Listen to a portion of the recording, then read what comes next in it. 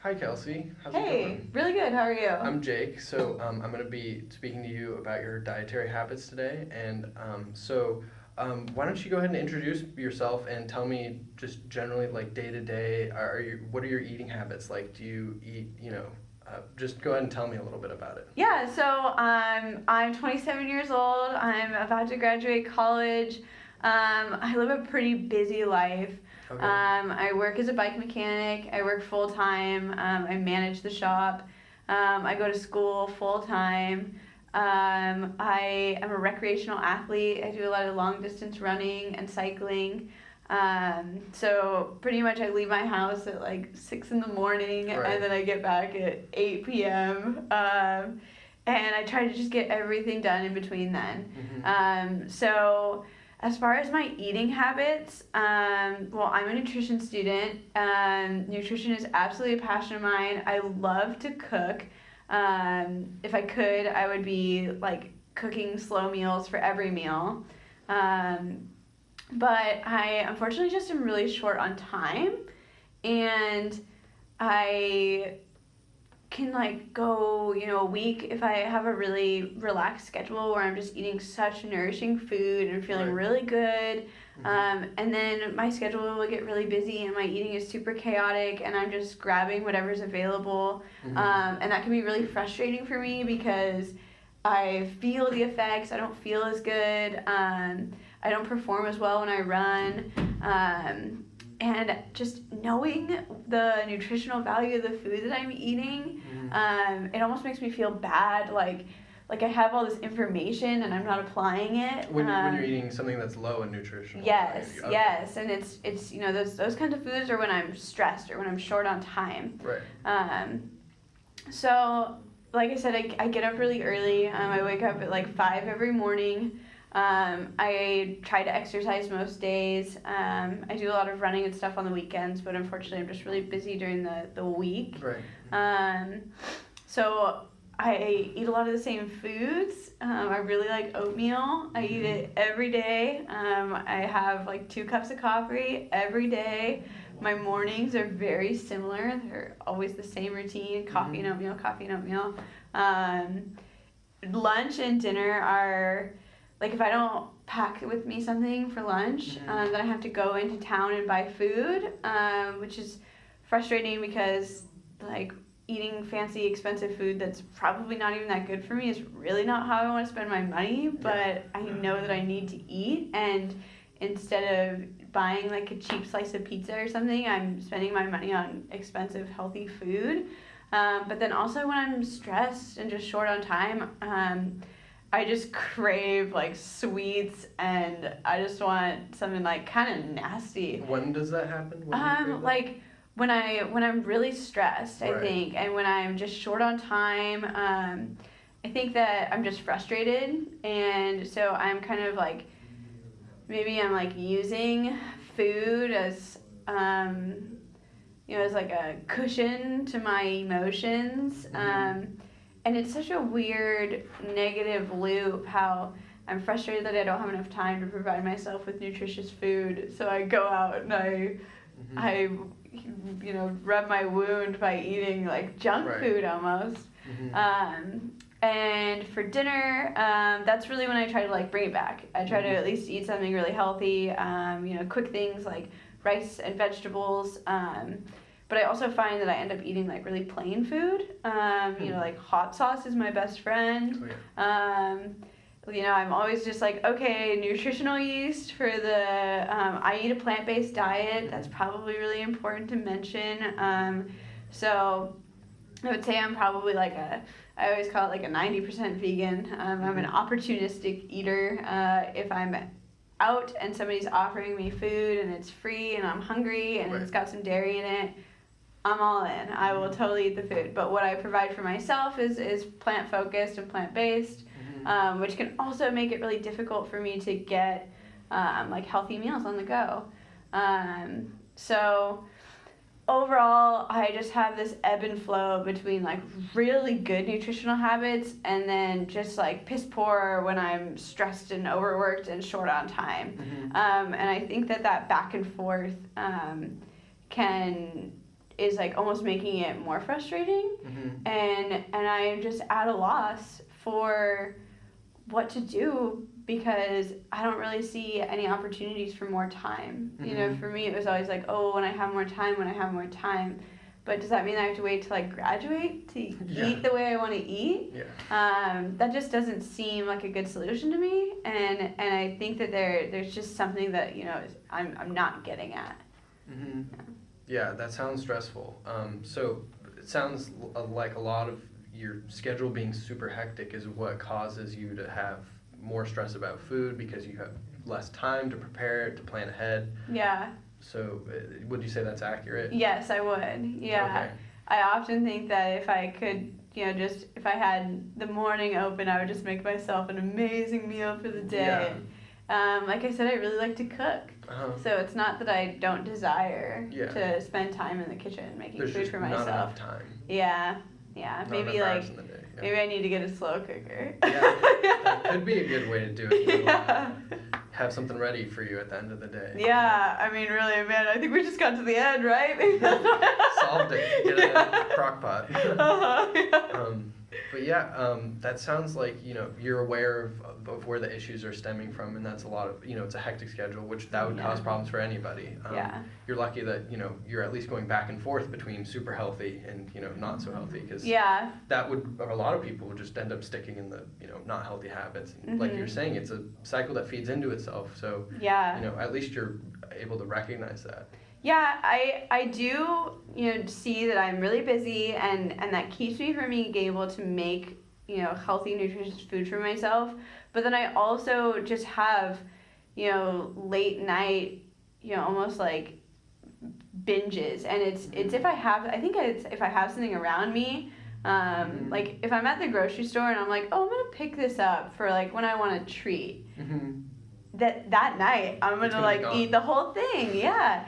And you know, I'm the kind of person that's always making lists. Mm-hmm. Like I have a whiteboard in my room and it's covered in things to do. Mm-hmm. And in my head I'm just thinking about due dates and what I'm supposed to do at work tomorrow and what I need to accomplish first and when I'm gonna make time for this, and so I think that I have like a really busy mind, and maybe like, you know, so I'm like, oh, I'm too busy to make food. And then I find myself, like, killing, like, 2 or 3 hours, you know, a couple nights a week, just, like, chilling, eating snacks. Mm-hmm. So that in that way, I also feel guilty because I'm like, well, those were, like, 3 hours that I could have spent making myself food. Mm-hmm. But I'm also trying to recognize that I need downtime. But my downtime is in conjunction with junk food, or at least like these treats that just doesn't make me feel good. Mm-hmm. You know, I wake up the next morning being like, my day was so solid until I went into like, you know, I've heard this thing of, you know, you train your circadian rhythm into things, and so, you know, I've trained my circadian rhythm into waking up at 5 and getting the day going, but maybe I've also trained my circadian rhythm into, you know, 8 p.m. means like chill and snack time. Yeah. Mm-hmm. And that's when your body's ready for that type of like hyper-palatable food, The hyper-palatable food, right? Like the salty, the spicy. Like if it was just some rice and my veggie mix, like I just don't think that, but what am I supposed to do? Not have snacks around ever? You know, so self-control. Do you think the act of actually eating that food at that time of day is what's enjoyable, or is it almost the event of it? It's the food that's exciting, because you like food a lot. You said you like cooking. Yeah. I mean, I want to say that I'm eating it for the enjoyment of the food, but recalling on like those times when I'm eating a food that I know isn't that good for me late at night when I know that I'm really not that hungry. I think it's more of the event, and maybe it's my way of like rewarding myself for having been through like such a long day. Maybe sometimes you deserve it too, because you have had a hectic day where you didn't have time to have a snack that you know, is a little pick me up. So at the end of the day, you know, a little bit maybe you're going overboard, like you're saying, you'll get something. Oh, I'll have this as a snack, and then you just have it all at once. So, you know, maybe like a chocolate bar is like a single serving. Yeah. Yeah. And so I recognize that, and so I try to just not get those things. You know, I just try to. You avoid buying it altogether, so it's not around. Totally, yeah, because I just don't like trust myself with it. So I just try to, like, when I'm at the grocery store, I just focus on filling my cart only with things that are really good for me and really healthy. Right. Because I don't want the temptation. Because I can go like the whole day and let, you know, the chocolate bars sit there on the shelf. But once I'm just like, I get home and I've just had like a super long day and I just want to like rest and relax, I know that's when it's gonna I just can't. You can almost feel it coming, the urge. Yeah. Oh my gosh, you're like driving home. I'm like, I'm gonna like dive into that. Yeah. And I guess what like really perplexes me the most is how my mind can just shift. You know, I can be so focused on nutrition and so focused on eating right and so focused on exercise and hitting all my points and you know, only putting in food into my body that's so good for me and gonna nourish me and provide for me like all the things that I need for the day. And then come a certain hour, it's like all of that's just out the window and I'm mindlessly eating junk food, like binge watching something. It's just night and day, literally. Yeah, literally, yeah. So, I mean, there must be something there. There must be, you know, is that me having trained my mind into thinking that that's the time? Should I be eating, you know, sweets, you know, earlier in the day? But then also, you know, being a nutrition student, I feel like sugar is the enemy. You know, it freaks me out. I was totally like a sugar crazed child. And so, you know, my liking for sugar is like my closeted beast. It's your vice. Yes. Oh, but also at the same time, it's like tainted because you're aware of how bad it is. Yes. Yeah. Okay. So it's like, am I even enjoying these things? I don't even know if I'm enjoying them. Yeah. It's interesting. So have you made any steps in the past to address these? And if so, how did those go and what were they? Yeah, well, I mean, I've done like really restrictive eating. You know, I like do running events. And so if I'm like signed up for something, then I'll really like hyper focus on that. And I'll like track what I'm eating. I'll allot myself a certain amount of food. And that seems to be the only time when I like don't partake is when I'm hyper when you analyzing. Have a goal that you're and the worried goal. About. You don't want to compromise your ability to achieve. But then it's like the day after the event. Then it goes back to normal. 100%. Yeah. Okay. And so, you know, maybe that's not a sustainable way of doing it, but I am so satisfied with the results that I get that it's like worth it. Right. You know, and I also like need them to happen quickly. The results need to come. So training for a race that's in a week is helpful, but maybe not improving your overall ability to run overall over the course of, you know, a year. Yeah. That's not as, you know, catchy. No, like I would say, you know, as far as me being a runner, like I've definitely gone from, you know, my average mile pace on a long distance run being like, you know, 10-minute mile, and then I can get it down to like an 8-minute mile. But it's like this, you know. I've never just been gradually improving as a runner. I think I also like a lot. Most of that to just me being busy.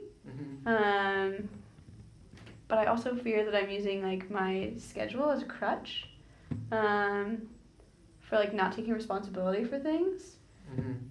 But then I flip the coin and I see, well, you are busy, you know. You need to like allow yourself to recognize that and respect the fact that, you know, you have a lot on your plate. And so I feel like it's, you know, one day I'll see it through a different perspective, and then the other day I'll see it through the other. So I guess I lack consistency in my view of my lifestyle habits. Yeah. Okay.